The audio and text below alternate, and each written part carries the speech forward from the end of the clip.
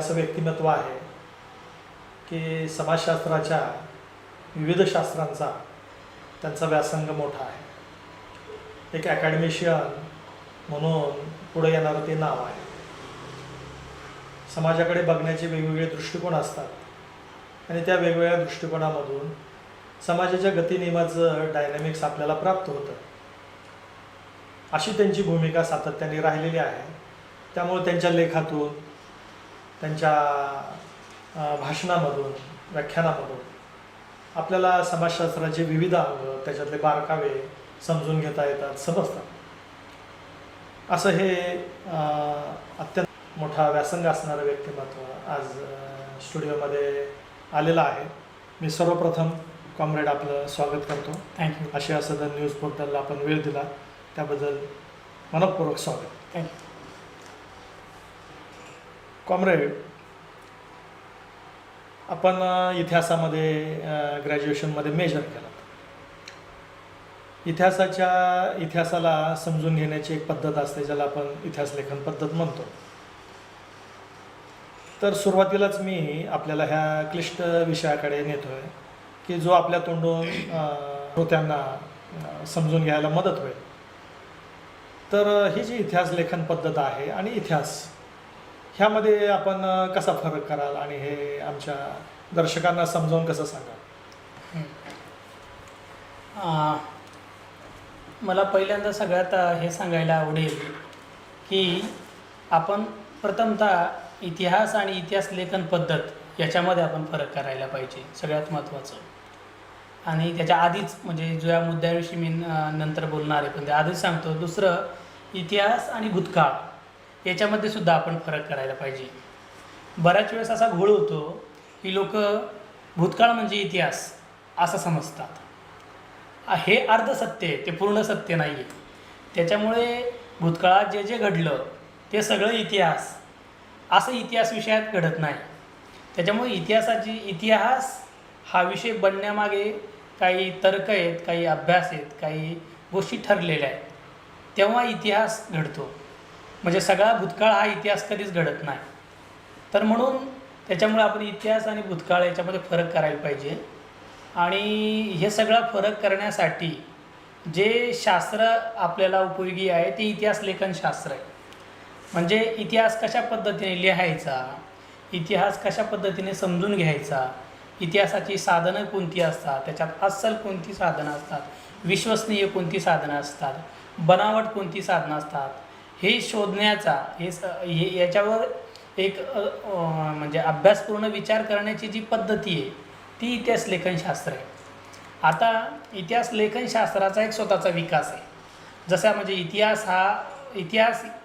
इतिहासाचा एक स्वतंत्र विकास असतो, तसा एक इतिहास लेखनशास्त्राचा एक स्वतंत्र विकास आहे. म्हणजे जेव्हा मी विद्यार्थी होतो आणि आता स्वतः मी ज्यावेळेस विद्यार्थ्यांना शिकवतो त्यावेळेस इतिहास आपण शिकवतो विद्यार्थ्यांना. म्हणजे इतिहास आता तुम्हाला काळानुसारही आपण ठरवतो. म्हणजे प्राचीन काळ, मध्ययुगीन काळ, आधुनिक काळ. आताच्या काळामध्ये काही लोक थिमॅटिकली शिकवतात. म्हणजे लेबर ही संकल्पना घेऊन लेबर हिस्ट्रीचा अभ्यास करायचा. अशा अनेक वेगवेगळ्या पद्धतीने बघता येतं.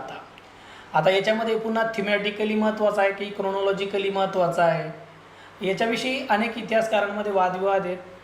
ते चांगले आहेत, हेल्दी डिबेट आहेत आणि त्याच्यामध्ये काही मतभेदही व्यक्त करता येतात आपल्याला. पण हे सगळं घडण्यामागे इतिहास लेखनशास्त्र नावाची गोष्ट सगळ्यात महत्त्वाची आहे. आता आपल्याला जे आधुनिक काळामध्ये जे इतिहास लेखनशास्त्र आपल्याकडे जे उपलब्ध आहे हे मुळात पाश्चिमात्य जगामध्ये जे निर्माण झालं आणि आता जे जगभरामध्ये पसरलं असं साहित्य आहे. मध्ययुगीन काळामध्ये आणि प्राचीन काळामध्ये विशेषतः भारतात एक अशी शास्त्रीय इतिहास लेखन पद्धती आपल्याकडे नव्हती. याचा अर्थ आपल्याकडे काही इतिहास लिहिला जात नव्हता असे नाही. आपल्याकडे लिहिला जात होता. मग तो ज्याला आपण दरबारी भाट असतात, राजा राजवाड्यांच्या दरबारी भाट असायचे, तर ते लोक लिहायचे. राजाचं गुणगान करायचं आणि दरबारी आपला राजा दैनंदिन काय करतो, आपला राजा कुठल्या ह्याच्यामध्ये जातो त्याविषयी ते असायचं. आणि तसंच काही समाजाच्या ज्या काही स्मृती असतात, समाजाचे काही रिच्युअल आहे, समाजाची माहिती गोळा करण्याचंही काही साधन आपल्याकडे दिसतं, तर तेही लिखाण केलं जायचं.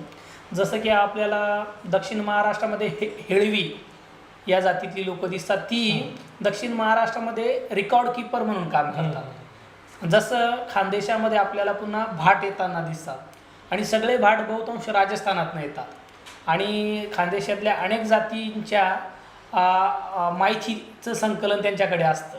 तर म्हणजे या पद्धतीने आपल्याकडे माहितींचं संकलन केलं जायचं. त्याला आपण आताच्या सध्यामध्ये एक इतिहास ते जतन करण्याचं काम करायचे असं म्हणू शकतो, पण शास्त्रीय पद्धतीनं ते नसायचं.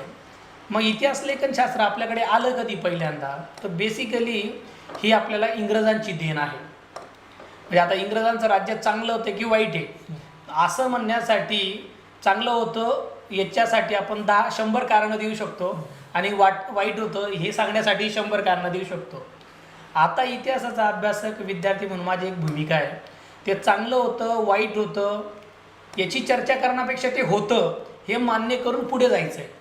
मग त्याची मग पॉझिटिव्ह निगेटिव्ह चर्चा करता येईल. मग इंग्रजांचं राज्य ज्यावेळेस इथे आलं, तर इंग्रजांचं राज्य, आता इथे इंटरेस्टिंग गोष्ट आहे की जिंकून घेणं ही जी प्रक्रिया आहे ती नुसती फिजिकल प्रक्रिया नाही. म्हणजे तुम्ही एखादा भूभाग जिंकून घेतात असं नाही, ती एक सायकोलॉजिकल प्रक्रियासुद्धा आहे. म्हणजे जिंकणं म्हणजे जोपर्यंत समोरचा व्यक्ती त्याचं सत्व तुमच्याकडे गहाण ठेवत नाही तोपर्यंत तुम्ही खऱ्या अर्थानं जिंकलेला नसता. तुम्ही त्याला हरवलेलं असतं पण तुम्ही जिंकलेला नसता.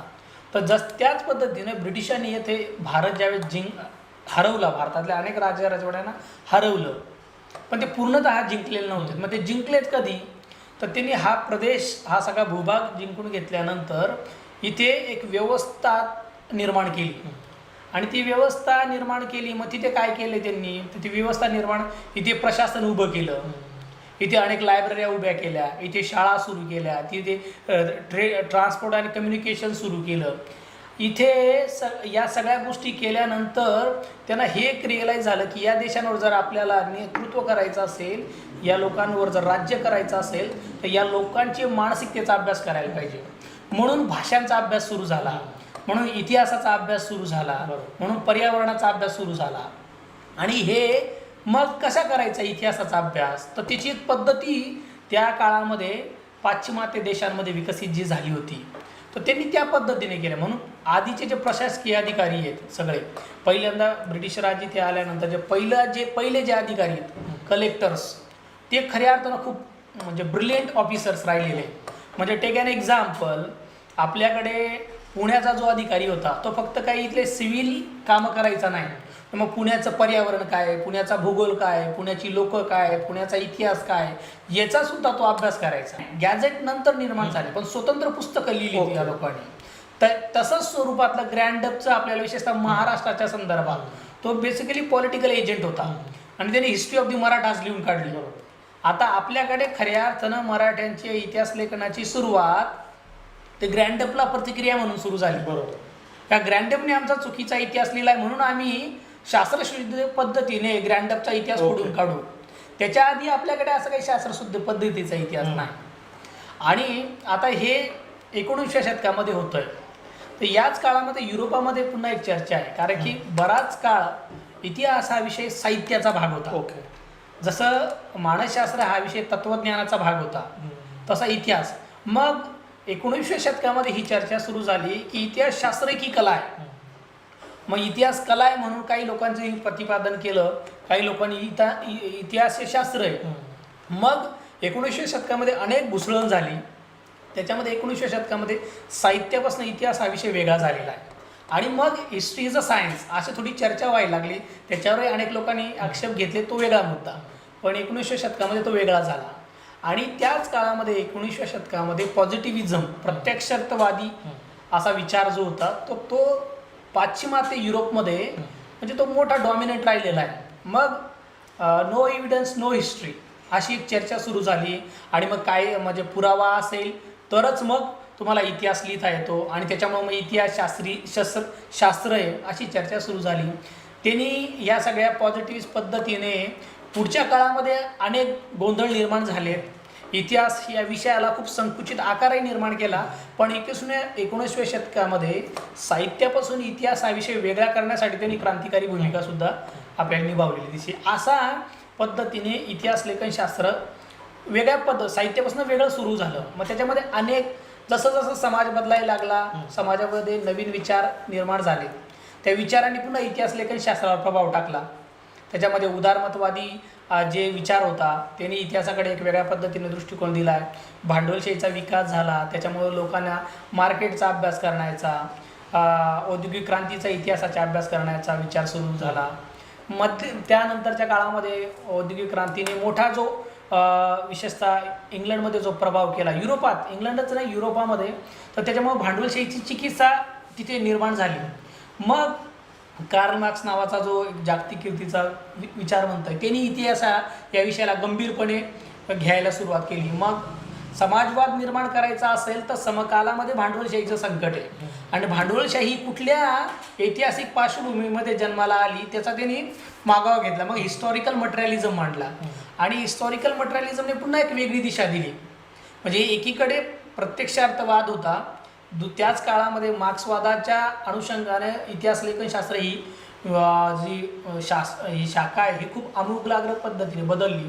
त्याच काळामध्ये 19व्या शतकामध्येच की राष्ट्रवादाचा प्रभाव जगभरामध्ये आहे. तो युरोपात सुद्धा आहे आणि वासातिक देशांमध्ये पण आहे. पण याची एक चर्चा आहे, युरोपामध्ये जो राष्ट्रवाद आहे त्याचा जो विकास आहे तो वेगळ्या पद्धतीने निर्माण झाला, आणि लॅटिन अमेरिका असेल, आफ्रिका असेल, आशिया असेल, या देशांमध्ये राष्ट्रवाद आहे तो बेसिकली तो अँटी इम्पिरियलिस्ट नॅशनलिझम आहे, वसाहतवादाच्या विरोधातला राष्ट्रवाद असा या सगळ्या वासातिक देशांमध्ये आहे. आणि युरोपामधला राष्ट्रवाद हा वेगळ्या पद्धतीचा आहे. म्हणजे तो इस्पेशली भाषा आणि एक इथनिसिटी, वांशिकता आणि भाषा यांचं एकत्रीकरण करून एक राष्ट्र साम्राज्यवादाच्या असा तो एक आहे.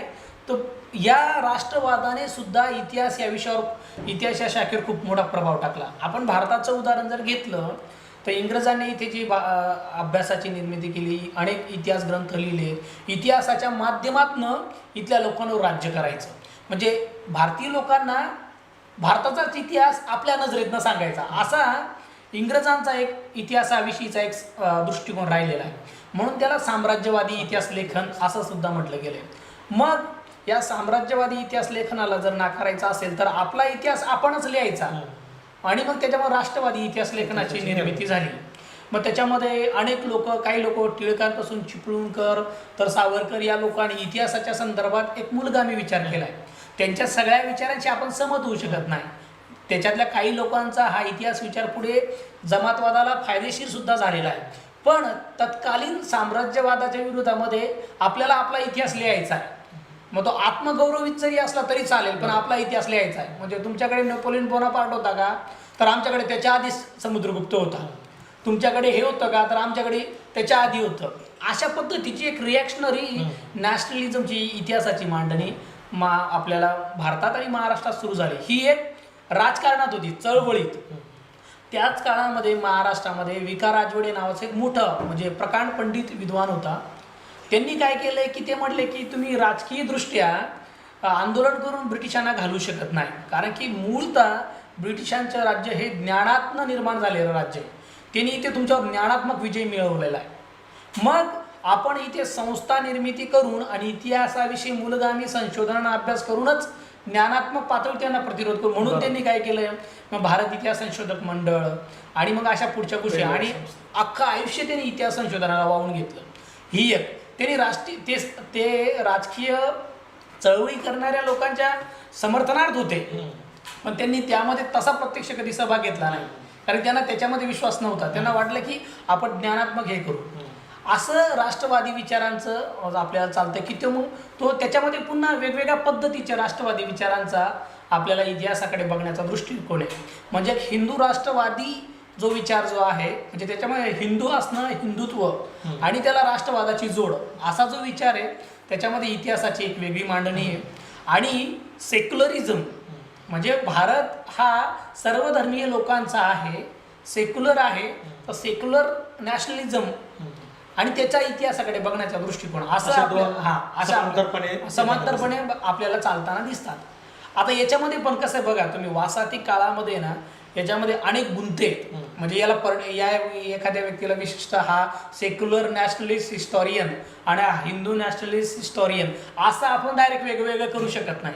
कधी कधी ते एकमेकातही मिसळत आहेत. हा असं आपल्याला दिसतं. प्रकर्षाने अशी कोणती भूमिका जाणवत हा थोड्याफार प्रमाणात. कारण की याच्यामध्ये प्रायमरी कॉन्ट्रडिक्शन त्यांच्यामध्ये काय की आपल्याला साम्राज्यवाद घालवायचा आहे.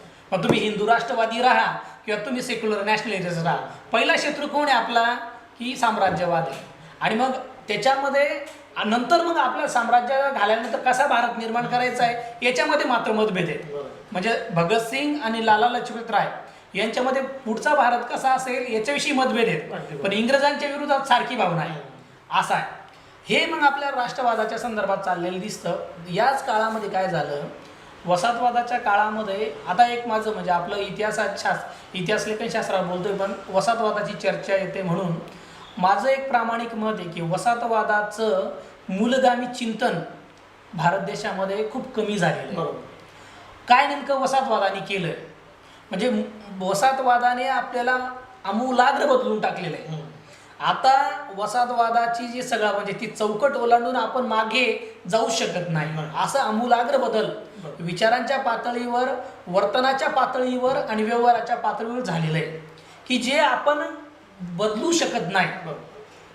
आता पण काय झालं की मग हे नेमकं कसं झालं याचं एक जी गंभीर पद्धतीने जे चिंतन व्हायला पाहिजे होतं ते झालं नाही. देशीवादी अभ्यासक थोडं ते करण्याचा प्रयत्न करतात पण त्यांचा प्रयत्न तोडकाच राहणार आहे. कारण की त्यांच्या देशीवादी भूमिकेमध्ये त्याची काही एक मर्यादा मला जाणवते, असं मी जे थोडा अभ्यास केला त्याच्याविषयी. पण वसाहतवादाने नेमकं काय केलं की वसाहतवादाने इथे एक जागा निर्माण केली, एकाच वेळी जागा निर्माण केली आणि जागा संकुचित सुद्धा केली. उदाहरण घ्या, आपण वसाहतवादाने काय केलं की इकडे गुलामी लादली पण एकाच वेळी इथल्या काही लोकांना मुक्तीचा अवकाश सुद्धा निर्माण करून दिला. म्हणजे एकीकडे भारत देशातल्या लोकांना आम्ही गुलाम झालो असं वाटायला लागलं तर त्याच भारत देशातल्या काही लोकांना असं वाटतं की आम्हाला मुक्ती मिळते. आता हे जी गुंतागुंतीची परिस्थिती ही वसाहतवादाने निर्माण केली. म्हणून आपल्याला जगभरामध्ये वसाहतवादाचे जे प्रयोग झाले त्याचा जनरल आणि पर्टिक्युलर विशेष अभ्यास करायला पाहिजे. आता आपण जसं राष्ट्रवाद हा बेसिकली वसाहतवादाचा आपत्ती भारत देशामध्ये, तसं इथल्या ज्या शोषित अंकित वंचित समूह आहे त्या शोषित अंकित वंचित समूहांना एक वेगळ्या प्रकारचा अवकाश वसाहतवादामध्ये आपल्याला निर्माण झालेला दिसतो. मग फुले असतील, फुलेंपासून महर्षी विठ्ठलरामजी शिंदेपासून आंबेडकर हे त्या वसाहतवादाचा अपत्य आहे. म्हणजे आपल्या भारत देशामध्ये जर वसाहतवाद आला नसता तर फुले आंबेडकर जन्माला आले असतेत का असा सुद्धा प्रश्न आपल्याला निर्माण करता येऊ शकतो. इतिहासामध्ये याला जर तरला काही अर्थ नसतो, पण आपण जर वसाहतवादाची गंभीर चिंतन करायचं असेल तर आपल्याला हा एक याचा विचार करावा लागणार आहे. मग आपल्याला काय दिसतं की इतिहासामध्ये 19व्या शतकामध्ये वसाहतवाद इथे आला आणि मग एक ब्राह्मणेतर समाजामध्ये इतिहासाविषयीची एक मांडणी सुरू झाली. फुल्यांनी पहिल्यांदा ती केलेली दिसते. आता फुल्यांचा जो मांडणी जी आहे ती काही तोडकी आहे, कारण की तो जो त्यांचा जो प्रायमरी जो रिस्पॉन्स आहे वसाहतवादाला आणि त्याच्यासोबतच इथल्या ज्या ब्राह्मणी अभिजन जो वर्ग आहे या दोघांना ते फुले रिस्पॉन्स करताना आपल्याला दिसतात. आणि त्यांना जसं समजलं, त्यांना जसं कळालं त्या पातळीवर त्यांचा एक तो रिस्पॉन्स आहे. पण त्याच्यामध्ये गंभीर काही मांडणीसुद्धा आहे जी आपल्याला पुढच्या काळामध्ये काही अभ्यासकांनी विकसित केलेली दिसते. ती गंभीर मला या निमित्तानं वाटते की रोमिला थापारांसारख्या जागतिकरित्याच्या प्राचीन भारताच्या अभ्यासक यांनी जो प्राचीन भारताचा इतिहास नावाचा जो ग्रंथ लिहिला आहे त्या ग्रंथामध्ये त्यांनी फुल्यांचा जो प्रयोग आहे म्हणजे गुलामगिरी नावाचा जो ग्रंथ आहे आणि फुल्यांनी इथल्या आर्यांविषयीची जी मांडणी केली ना त्याच्याविषयी रोमिला थापारांनी लिहिलेलं आहे. आणि रोमिला थापर म्हणतात की जे ओरिएंटलिस्टिक अभ्यासक जे आहेत ना म्हणजे ज्यांनी आर्य आणि या संदर्भातली जी मांडणी केली वसाहतवादी आणि साम्राज्यवादी अभ्यासकांनी, फुल्यांनी त्याच्यापेक्षा थोड्या वेगळ्या पद्धतीने केलेली आहे. इथला जो स्थानिक संदर्भ आहे त्याला फुले त्या प्रश्नामध्ये भिडवत आहेत. अशी मांडणी आणि अशी दखल रोमिला थापारांनी घेतलेली आहे. त्याच्यामुळे फुल्यांच्या इतिहास लेखन जे आहे, फुल्यांचं स्वतःचं इतिहास लेखन शास्त्र होतं का तर असं आपल्याला दिसत नाही. पण इतिहास या विषयाविषयीची त्यांना एक गंभीर जाणीव आहे, कारण की ते इतिहास या विषयाकडे ज्या पद्धतीनं पाहतात त्याच्यातनं आपल्याला ते दिसतं. पुढच्या काळामध्ये महर्षी विठ्ठलरामजी शिंदे असतील, त्यांनी इतिहासाविषयी एक स्वतंत्र विचार केलेला दिसतो. आंबेडकरांनी स्वतंत्र एक विचार केला आहे. आता या सगळ्या मांडणींची आपल्याला आजच्या काळामध्ये सहमत होता येतं असंही नाही आहे. पण इतिहास एक असं शास्त्र आहे की जे लोकांना जाणीव करून देण्यासाठी उपयोगी आहे. आपल्या शोषणाला, आपल्या दमनाला कुठली गोष्टी कारणीभूत आहे, तर याच्यासाठी इतिहासाच्या माध्यमातून आपण त्या लोकांना समजून सांगू शकतो. अशी याची जाणीव इथल्या शोषितांकी समूहातल्या अनेक नेत्यांना झालेली दिसते. म्हणून वारंवार आंबेडकर असतील आणि महर्षी विठ्ठलरामजी शिंदे असतील ते इतिहासाविषयीची चर्चा करतात. म्हणून 1917ला महर्षी विठ्ठलरामजी शिंदेंनी पुण्यात तर मराठा इतिहास वाङ्मय मंडळ स्थापन केलं होतं. आता ते मराठा इतिहास वाङ्मय मंडळ स्थापन झालं, काही वर्ष चाललं, ते आता लोकांच्या विस्मृतीत गेलेलं, कोणाला माहिती नाही. काही दिवसांपूर्वी आम्हाला त्याचा एक अहवाल सापडला. आणि मराठा इतिहास वाङ्मय मंडळ का स्थापन करत आहोत आम्ही याची त्यांनी भूमिका स्पष्ट करणारं भाषण दिलेलं आहे. नंतरच्या काळामध्ये आपण बघितलं की आंबेडकरांनी अनेक ग्रंथ लिहिले तेही पुन्हा इतिहास लेखनशास्त्राच्या काटेकोर चौकटीत नाही आहेत, पण इतिहास या विषयाचं मूलगामी चिंतन करणारे ते मुद्दे आहेत काही. तर अशा पद्धतीने आपल्याला हा जो सगळा वासातिक काळ होता त्याच्यामध्ये इतिहास चिंतन झालं आहे. स्त्रियांनी त्या काळामध्ये थोडं लिखायला सुरुवात केली. भारत स्वतंत्र झाल्यानंतर मूळतः इतिहास लेखनशास्त्राला पुन्हा काही वळणं मिळालेली की बाबा आता भारत स्वतंत्र झाला आहे, फाळणी झाली, आता काय करायचं. आणि दरम्यानच्या काळामध्ये इतिहासावरनं जे वादंग वसाहती काळात झाले, हिंदू मुसलमानांचे दंगे, आणि त्या दंग्यांसाठी इतिहासाचा वापर वसाहती काळात झाला. इंग्रजांनी तो करून दिला. इंग्रजांनी ते फोडा आणि तोडा हे राजकारण वापरण्यासाठी इतिहासाचा वापर केला. हिंदू मुस्लिम जे अभिजन आहेत, इलिट आहेत, त्यांनी सुद्धा इथल्या कष्टकरी लोकांना एकत्र येऊ नये ते फोडण्यासाठी सुद्धा याचा वापर केला. म्हणून दंग्यांमध्ये इतिहासाचा नेहमी वापर होतो. खरा इतिहास, खोटा इतिहास, चांगला इतिहास, वाईट इतिहास ही चर्चा आजही आपण पाहतो. तसं वसाहती काळात पण झालं. आणि मग ज्यावेळेस भारत स्वतंत्र झाल्यानंतर इथे एक आपल्याला नवा भारत उभा करायचा आहे. आणि नेहरूंसारखा जो एक द्रष्टा पंतप्रधान या देशाला लाभला. आता नेहरूंचं मूल्यमापन करायचं म्हटलं तर आपल्याला सर्वांगीण विचार करावा लागतो. नेहरू एक स्वातंत्र्य सैनिक, नेहरू ॲज अ स्टेटमॅन, नेहरू एक विचारवंत, Nehru as a feminine socialist, अशा अनेक गोष्टी आहेत नेहरूंमध्ये. नेहरूंचे कसं आहे की नेहरूंनी स्वतःच त्यांच्या आत्मचरित्रामध्ये त्यांच्याविषयी लिहिलं की माझं कसं आहे की पाश्चिमात्य आणि पौर्वात्य याच्यामध्ये माझं मन दुभंगलेलं आहे. म्हणजे नेहरूंचा विचार हा खूप अत्याधुनिक राहिलेला आहे नेहरूंचा विचार. आणि जे ज्या समाजामध्ये तो समाज वेगळ्या प्रकारचा समाज आहे, ते दुभंगलेलं पण ते नेहरूंमध्ये आहे. आणि मग ज्यावेळेस ते इथे भारतामध्ये एक हे करतात, भारताचा नवा भारत घडवायचा आहे, त्याच्यामुळे जे नवीन त्यांनी स्वप्न बघितलं, बऱ्याच गोष्टी करण्याचा त्यांचा मानस होता. आणि हे करत असताना जमातवादाचा धोका त्यांनी ओळखला होता. म्हणजे नेहरूंचं योगदान काय, नेहरूनंतर मला भारत देशामध्ये आत्तापर्यंत असा एकही पंतप्रधान मिळाला नाही की दिसत नाही की जो कम्युनलिझमच्या विरोध खूप गंभीर आहे. नेहरू पहिले आणि शेवटचे भारताचे पंतप्रधान आहेत की जे कम्युनलिझमच्या विरोधातले आहेत. हिंदू कम्युनलिझम असो, मुस्लिम कम्युनलिझम असो, कुठलाही कम्युनलिझम असो, त्याच्या विरोधात नेहरू होते. कारण की नेहरू हे मूळतः विद्वान होते. आणि त्यांनी स्वतः आधी त्यांच्या सगळ्या कार्यकाळामध्ये वसाहती काळामध्ये जमातवादाच्या विरोधामध्ये तरुण असल्यापासून घोषणा केलेल्या दिसतात, भाषण केलेलं दिसतात. मग नेहरूंनी काय केलं की जो आपल्याला नवा भारत घडवायचा आहे, त्या नवा भारतामध्ये आपल्याला कसा भारत घडवायचा आहे आणि त्याच्यासाठी इतिहास नावाची गोष्ट खूप महत्त्वाची. तुम्हाला भविष्य जर घडवायचं असेल ना तर तुम्हाला इतिहासामध्ये काय झालं, इतिहासातल्या काही गोष्टी विसरायच्या असतात, इतिहासातनं काही धडा घ्यायचा असतो. पण हे विसरणं आणि आठवणं या ज्या सायकोलॉजिकल संकल्पना आहे, कॉन्सेप्ट आहेत, पण इतिहासामध्ये महत्त्वाच्या आहे. आजही आपल्याला दिसतं आम्ही आमच्यावर एवढा अन्याय अत्याचार झाला, आम्ही का विसरायचं, असं जे येतं. आठवा आपल्यावर किती हजारो वर्षापासून अन्याय अत्याचार झाले, तो तुम्ही विसरलात म्हणजे तुम्ही जर इतिहास विसरला तर इतिहास कसा घडवाल, असं आजही आपल्या आजूबाजूला बोलताना दिसतंय. तर नेहरूंपुढे हा पेच होता की भारतासारख्या बहुधार्मिक देशामध्ये तणाव तर इतिहासात होतेच ना. जगाचा इतिहास तणावांचा इतिहास आहे, त्याला कार्ल मार्क्सने वर्ग संघर्षाचा इतिहास म्हटला. तर नेहरू म्हटले की आपल्याला हा जर भारत पुढे घडवायचा असेल तर या तणावांचं काय करायचं. तर मग त्यांनी एक स्वतंत्र अशा पद्धतीने इतिहास लेखन करायचं की जेणेकरून तणावांचं निर्मूलन होईल. मग ते करण्यासाठी मग काही एक स्वतंत्र एक ते कसं करायचं, मग त्याच्यासाठी एक रचना निर्माण केल्या गेल्या.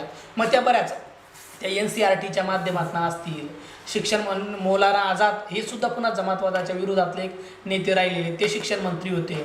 या सगळ्या लोकांनी इतिहास लेखनासाठी काही गोष्टी निर्माण केल्या. त्याला म्हणजे हिस्टॉरिकल रेकॉर्ड कमिशन सारखी गोष्ट आहे.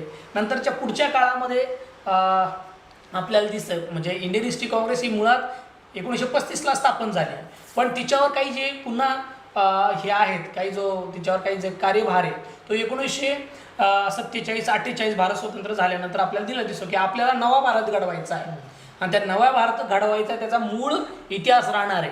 आणि पुन्हा आपल्या देशामध्ये लोकांनी इतिहासाचा आधार घेऊन दंगे करू नयेत, पुन्हा अशी पार्टिशनसारख्या गोष्टी उभ्या राहू नयेत, म्हणून एक वेगळ्या प्रकारचा सेक्युलर हिस्ट्रीचा विचार केला जावा असा एक विचार राहिला. हा 50 पासून पुढे चला 60-70 पर्यंत हा विचार चाललेला दिसतो. याच्यामध्ये काही लोकांचा आक्षेप होता मुळात. म्हणजे आता याच्यामध्ये जर आपण बघितलं तर R.C. मुजुमदार असतील आणि ताराचंद असतील, ताराचंद याच्यामध्ये काय आहे ते काही लोकांचं दोन्ही नॅशनलिस्ट, पण मध्ययुगीन भारताचा आणि प्राचीन भारताचा इतिहासाचा अन्वय अर्थ कसा लावायचा याच्याविषयी मतभेद आहेत लोकांमध्ये.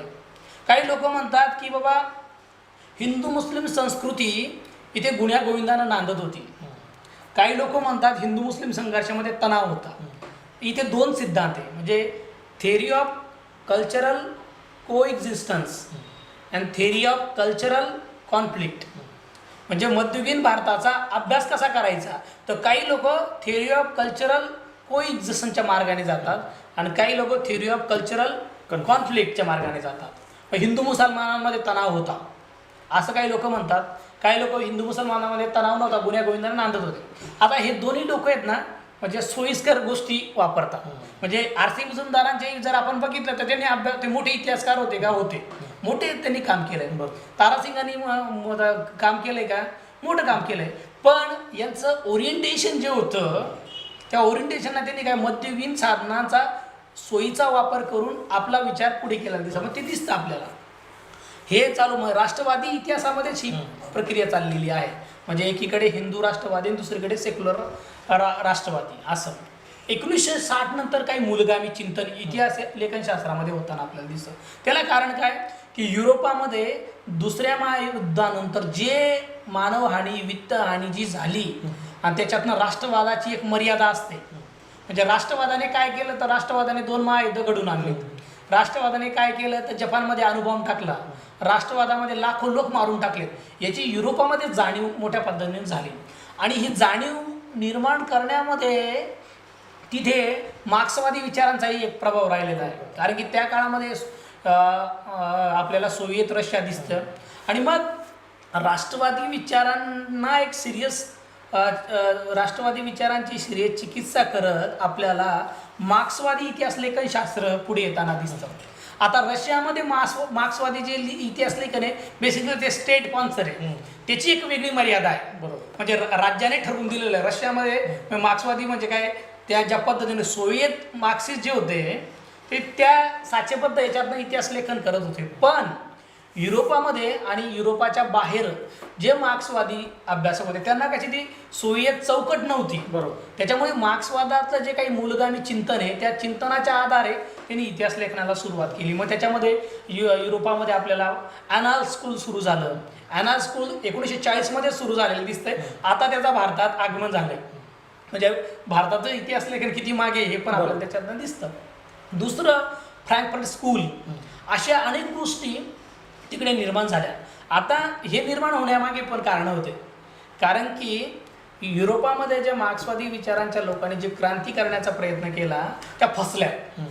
मग ते जर्मनीमध्ये फसली, इटलीमध्ये फसली, अनेक ठिकाणी युरोपातल्या छोट्या मोठ्या देशांमध्ये फसल्या. तर मग तिथे एक वेगळ्या पद्धतीने मार्क्सवादी विचारांनाच पुनर्चिंतन करण्याचा विचार आपल्याला झालेला दिसतो. मग कुठे तो रोझा लक्झमबर्गच्या निर्मितीने, कुठे ग्रामचीच्या निमित्ताने झाला आणि मग त्याच्यातनं त्यांनी नवीन गोष्टी शोधल्या आणि मग तिथे खऱ्या अर्थानं एक मोकळ्या प्रकारच्या मोठ्या पातळीवर नवीन विचारांना आपल्याला विचार तिथे वाढलेले दिसतात, तसं नवीन विचारांना वातावरण निर्मिती झाली आणि नंतरच्या काळामध्ये वेगळ्या देशांमध्ये पण ते विचार गेलेले दिसतात. मग आणि त्या काळामध्ये भारतामध्ये जे काही तरुण होते ते शिकायला तिकडे गेले, त्याच्यामध्ये रोमिला थापर असेल, बिपिन चंद्र असेल, ही सगळी जी लोक आहेत ही युरोपात अमेरिकेत शिकलीत आणि हे शिकून 70-80च्या दशकामध्ये इकडे आलीत आणि मग भारताच्या इतिहास लेखनशास्त्रामध्ये मार्क्सवादी इतिहासकारांचा एक वेगळ्या प्रकारचा प्रभाव आपल्याला वाढलेला दिसतो. मग तिथून मग त्या लोकांनी जी आधी भारत इतिहास परिषद होती, नंतर ती इंडियन हिस्ट्री काँग्रेस झाली, त्या इंडियन हिस्ट्री काँग्रेसवर त्यांचा प्रभाव राहिला आणि त्याच्यातनं मग म्हणजे 60च्या दशकापासून तर 90पर्यंत अजूनही मार्क्सवादी इतिहास लेखन प्रभाव हा शैक्षणिक संस्थांवर आणि भारताच्या याच्यावर राहिला. आता या सगळ्या प्रभावाला कमी अधिक प्रमाणात सरकारचं पाठबळ पण होतं, कारण की काँग्रेसच्या अंतर्गत काँग्रेसची नेहमीची भूमिका राहिलेली की आपण राजकीय पद्धतीने काम, स्वतंत्र संघटना सांस्कृतिक पातळीवर काम करायला त्यांच्याकडे काही नाही. त्याच्यामुळे त्यांनी मार्क्सवादी इतिहासकारांना एक आपल्या वरदहस्त पण आपल्याला दिलेला दिसतो. अशी एक वस्तुस्थिती पण आपल्याला आज घडीला मान्य करावी लागते. मग या सगळ्या प्रक्रियेला एक वेगळ्या पातळीवरचा अदृश्य पातळी की विरोध मात्र तेव्हापासून चालू होता, आजही चालू, आज तो जास्त मोठ्या पातळीवर दिसतो. म्हणजे विशेषतः भाजप केंद्रात पॉवरमध्ये सत्तेमध्ये आल्यानंतर अनेक लोक मोठ्या मोठ्या इतिहासकारांना हे काँग्रेसचे विचारवंत आहेत, हे काँग्रेसी इतिहासकार आहेत असं सहज का म्हणून जातात, कारण की हे जे सगळे इतिहासकार होते तर देशामध्ये राज्यभाऊ खूप सारा काळ काँग्रेसचंच होतं, त्याच्यामुळे त्यांच्या कार्यकाळामध्ये वेगवेगळ्या मोठ्या मोठ्या संस्थांवर होते, त्याच्यामुळे हा आरोप करतात. हा आरोप खरा आहे का, तर तसा काही खरा नाही. रोमिला थापरांसारख्या इतिहासकाराने, जागतिक कीर्तीच्या इतिहासकाराने एकही पुरस्कार आतापर्यंत घेतलेला नाही. याच्यात ते मग आता हे आरोप करण्यामध्ये काही महत्त्वाच्या लोकांचा पण योगदान, म्हणजे अशा कोणी सर्वसाधारण लोकांनी केला असताना तर त्याला काही तेवढा अर्थ राहिला नसता. हे आरोप करणाऱ्यामध्ये रामचंद्र गुहांसारखा माणूस पण आहे, तर त्याच्यामध्ये काही तथ्य पण आहे रामचंद्र गुहांच्या आरोपामध्ये, ते पूर्ण सत्य असंही नाही आहे. अरुण शौरींनी तर स्वतंत्र पुस्तकच लिहिलेलं आहे. तर मूळतः अरुण शौरी कोण, पत्रकार, ते इतिहासकारांवर लिहितात आणि कधी ते स्वतः ज्यावेळेस भाजपचं सरकार त्यावेळेस, तर त्या पुस्तकामध्ये त्यांनी जे काही मांडणी केली ना तर ती पूर्णतः खरी का नाही, पण त्याच्यात काही फॅक्च्युअल गोष्टी खऱ्या पण आहेत. म्हणजे की हे काँग्रेसच्या काळामध्ये ही लोक प्रेसिडेंट होते, अमक होते, हे सगळं खरंच आहे ना, ते आपण नाकारू शकत नाही. पण अरुण शौरींचा नेमका जो स्टान्स आहे तो मूळतः या सगळ्या इतिहासकारांना बदनाम करण्याचा आहे. आता पहिल्या कार्यकाळामध्ये भाजपच्या अरुण शौरी तसं करत होते, आता अरुण शौरी वेगळं करताय. आता ते भाजपच्या विरोधामध्ये राफेलच्या मुद्द्यावर करतात, हा वेगळा मुद्दा, पण इतिहासाच्या क्षेत्रामध्ये असं आपल्याला झालेलं दिसतं. आणि मग काय झालं की आता हे जसं व्हायला लागलं तर त्याच काळामध्ये आपल्याला मार्क्सवादी इतिहासकार ज्यावेळेस मोठ्या पातळीवर भारतात आपल्याला प्रभाव निर्माण करताना दिसतात, तर मार्क्सवादी इतिहासकारांच्याही मर्यादांची चर्चा भारतामध्ये सुरू झाली. त्याच्यामधनं पहिलं जे महत्त्वाचं जे स्कूल आहे ते सबाल्टर्न हिस्टोरियोग्राफी. आता याच्यामधले बहुसंख्य बंगाली इतिहासकार आहे. आता या बंगाली इतिहासकारांमध्ये पण कधी काळी कम्युनिस्ट पार्टीशी संबंधित असलेली पण लोक, याच्यामध्ये सगळेच काही कम्युनिस्ट पार्टीशी संबंधित अशी लोक नाहीत. त्यांनी काय केलं पुन्हा की भारतामध्ये वेगवेगळ्या जे शेतकरी आणि आदिवासी, विशेषतः शेतकरी आणि आदिवासी याच्यावर त्यांनी फोकस केलेला आहे. सबाल्टर्न इतिहासकारांचं पण एक चिकित्सा झालेली आहे आता जगभरामध्ये, ते बघितले करत पण आहेत लोक, महाराष्ट्रामध्ये पण झाली. पण त्यांनी काय केलं, विशेषतः शेतकरी आणि आदिवासी चळवळींमध्ये पुन्हा कसं धुरणत्व राष्ट्रवादी इतिहास लेखनामधून झालेलं आहे अशा पद्धतीचं एक त्यांनी मांडणी केली. आणि वसाहतवादी आणि राष्ट्रवादी दोन्ही हे इतिहास लेखन हे कसं इलिट आहे. आणि मग सबाल्टर्न हिस्टोरियोग्राफी कशी महत्त्वाची आहे किंवा त्यांचं म्हणणं कसं बाहेर आलं नाही, त्याच्यामुळे त्यांनी सबाल्टर्न हिस्टोरियोग्राफी, त्याला काही लोक मराठीमध्ये वंचितांचा इतिहास असं म्हणतात. वंचितांचा इतिहास हे चांगलं भाषांतर नाही आहे, मुळात त्याला शोषित अंकित जनांचा इतिहास असं म्हटलं जावं. असं ती चर्चा सुरू झालेली आपल्याला सबाल्टर्न इतिहासकारांनी केली. ती आता त्यांचं काम खूप महत्त्वाचं आहे. म्हणजे मुळात त्यांनी राष्ट्रवादी चळवळीची शवचिकित्सा केली, मार्क्सवादी इतिहास लेखनाची शवचिकित्सा केली आणि वसाहतवादी इतिहास लेखनाची शवचिकित्सा केली. आणि त्याच्यातनं इतिहास लेखनशास्त्राला खूप महत्त्वाचं देण मिळालं. आता भारतीय म्हणून सबाल्टर्न हिस्टोरियोग्राफी ही मुळात भारतात जन्माला आली आणि आता ती जगभरामध्ये भारतीय म्हणून हे महत्त्वाचं योगदान सबाल्टर्न हिस्टोरियोग्राफीचं आहे. आता अनेक लोक ते मान्य करतील ना करतील वेगळा मुद्दा. आता लॅटिन अमेरिकेमध्ये, आफ्रिकेमध्ये अनेक सबाल्टर्न हिस्टॉरियन आहेत आणि त्यांची प्रेरणा भारतातले सबाल्टर्न हिस्टॉरियन आहेत. अशी ती आपल्याला तो इतिहास लेखनामध्ये सबाल्टर्न प्रवाह राहिले दिसतो. याला घेऊन स्त्रीवादी इतिहासकारांचं एक महत्त्वाचं योगदान आपल्याला आहे. या स्त्रीवादी इतिहास लेखनाचं योगदान काय? मग त्यांनी तर मूलगामी प्रश्न उभी केले. अजूनही स्त्रीवादी इतिहास लेखन शास्त्र हे विमेन स्टडी डिपार्टमेंटमध्ये शिकवतात. अजूनही इतिहास हा विषय जसा अजूनही थोडा ऑर्थोडॉक्स आहे, त्याच्यामध्ये स्त्रीवादी इतिहास लेखन शास्त्र अजून तशा पद्धतीने शिकवलं जात नाही. खूप कमी ठिकाणी ज्या नॅशनल युनिव्हर्सिटीज असतील किंवा एखादी स्टेट युनिव्हर्सिटी तिथे शिकवलं जातं. खेड्यापाड्यात तर ते अजून येतच नाही. स्त्रीवाद्याने स्त्रीवादी इतिहास बघायचा असं एक आहे. पण स्त्रीवादी इतिहास लेखकांनी दोघांनी गंभीर प्रश्न उपस्थित केले. तर तो जो विचार आहे तो महत्त्वाचा मला या अनुषंगाने वाटतो. कारण की स्त्रीवादी इतिहास लेखक मग ते मध्ययुगीन भारताचा इतिहास असो, प्राचीन भारताचा इतिहास असो की आधुनिक भारताचा किंवा जगाचा, ते काही गंभीर प्रश्न उपस्थित करताना दिसतात आणि त्याची आता दखल घ्यायला लागले. याच्यामध्ये मला काय वाटतं, आता सध्या पुन्हा सगळ्यात महत्त्वाचं, कारण की अनाल स्कूल नावाचं एक स्कूल आहे इतिहासामध्ये, ते खूप महत्त्वाचं स्कूल आहे. आता भारतामध्ये त्याची चर्चा व्हायला लागली की आता त्याला पुन्हा काही कारण आहेत. म्हणजे इतिहास हे इतिहास लेखनशास्त्र हे मूळतः समाजाचं अपत्य आहे. समाजाचं अपत्य असल्यामुळे बऱ्याच वेळेस लोक काय म्हणतात की नाही, इतिहासाला समाजापासून वेगळं करून पाहायचं. असं नाही. तुम्हाला समकालीन जर प्रश्न कळत असतील तरच आपल्याला इतिहास हा विषय समजून घेता येऊ शकतो. म्हणजे आता जगभरामध्ये पर्यावरणाचं संकट आहे, जगभरामध्ये मानवी अस्तित्वाचेच संघर्ष आहे.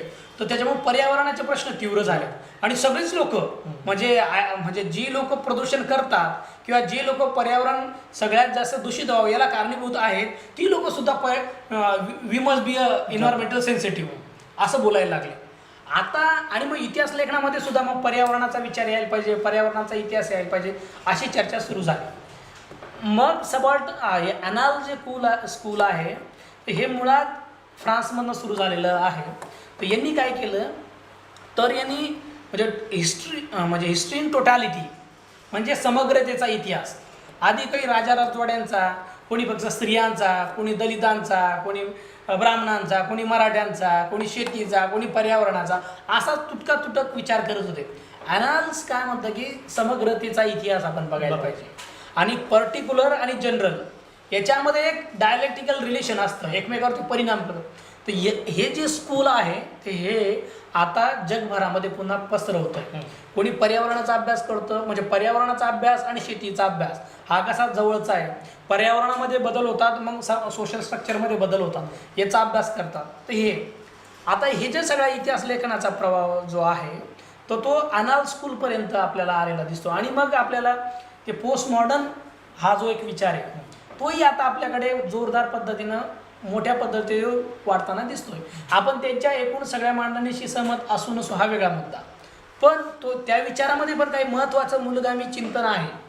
आणि या पार्श्वभूमीवर मग आपल्याला स्वतंत्र भारतामध्ये असं काही एक भारताच्या इतिहासाविषयीचं चिंतन निर्माण झालं का? आता इतिहास लेखनातले बहुतांश सिद्धांत आहेत तर ते पाश्चिमात्य समाजातनं आपण घेतलेले आहे. तर त्याच्यामुळे आता काही लोक जसं देशीवादाचा हा विचार आहे, माझं ते पण ते मुळात ते वसाहतवादाचा अपत्य आहे. पण अनेक वेगवेगळ्या विशेषतः तिसऱ्या जगामध्ये, आता आपण तिसरं जग म्हणलं पण साऊथ ग्लोबमध्ये काय झालेलं आहे की अनेक लोक वसाहतवादी किंवा युरोप अमेरिका केंद्रीय जगाचे जे सिद्धांत आहे, समाज समजून घेण्याचे जे सिद्धांत ते नाकारताना दिसतात. आणि त्याच्यामुळे मग ग्लोबल साऊथमधनं थेअरी बिल्डिंग करायचं किंवा मग एशिया, लॅटिन अमेरिका, आफ्रिका या देशांमध्ये आपली स्वतःची थेअरी डेव्हलप करायचं, असे अनेक प्रयोग चालताना दिसतात. या प्रयोगांमध्ये मला महाराष्ट्रातलं जे मोठं योगदान आहे ते शरद पाटील यांचं योगदान आहे. ते महाराष्ट्रातल्या समाजाने ते आत्मसात केलं, दुर्लक्षित केलं, हा एक वेगळा चर्चेचा मुद्दा होऊ शकतो. पण महाराष्ट्रामध्ये त्यांचे एक वेगळं जे सिंथेसिस करू पाहत होते, म्हणजे मार्क्स, फुले, आंबेडकर यांचं जे सिंथेसिस करून पुढे पुन्हा ते काहीतरी सांगू पाहत होते, ज्याच्यामध्ये भारतातला महत्तम दार्शनिक दिग्नाग आणि मार्क्स यांचं जे सिंथेसिस आहे याच्यातनं एक जे काही जो विचार विकसित करू पाहत होते तो एकूणच इतिहास या विषयाकडे पाहण्यासाठी आणि इतिहास लेखनशास्त्रामध्ये सुद्धा त्याचं महत्त्वाचं योगदान आहे. पण अजूनही तो विकसित अवस्थेत आहे. म्हणजे हिस्टॉरिकल मेथड म्हणून तो कसा विकसित होईल अजून ते झालेलं नाही. तर असं जगभरामध्ये अनेक ठिकाणी लोक आपल्याला करताना दिसतात. असं तो इतिहास हा विषय इतिहास लेखनशास्त्र ही म्हणजे विचार आणि थेअरीच्या पातळीवर विकसित होतोय. तसाच तो टेक्निक आणि मेथड म्हणून मग काय तर आधी फक्त जुने काय कागदपत्र शोधायचे असा एक विचार होता. म्हणजे पॉझिटिव्ह पद्धतीचा तो प्रभाव किंवा तुम्ही जायचं म्हणजे नो डॉक्युमेंट नो हिस्ट्री, असं कागद नसला की इतिहास नाही. मग लोकांनी प्रश्न करायला सुरुवात केली. जगभरामध्ये अशा अनेक समूह आहेत आणि अशा अनेक गोष्टी असतात की ज्यांचे कागद नसतात. मग काय करायचं? मग कागद कशाला म्हणायचं तिचे मग म्हणजे इव्हिडन्स.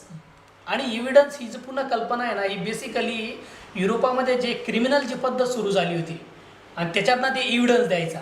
मग इव्हिडन्स या शब्दाच्या पर्यायी सोर्स हा शब्द इतिहासकार वापरायला लागले. इव्हिडन्स हा बेसिकली लिखितच असतो. पुरावा काय तर आपण हा बघ कागद असा लिखित कागद म्हणजे पुरावा. पण साधन म्हणजे तिथे मग साधन हे लिखितही असतात अलिखितही असतात मौखिकही असतात.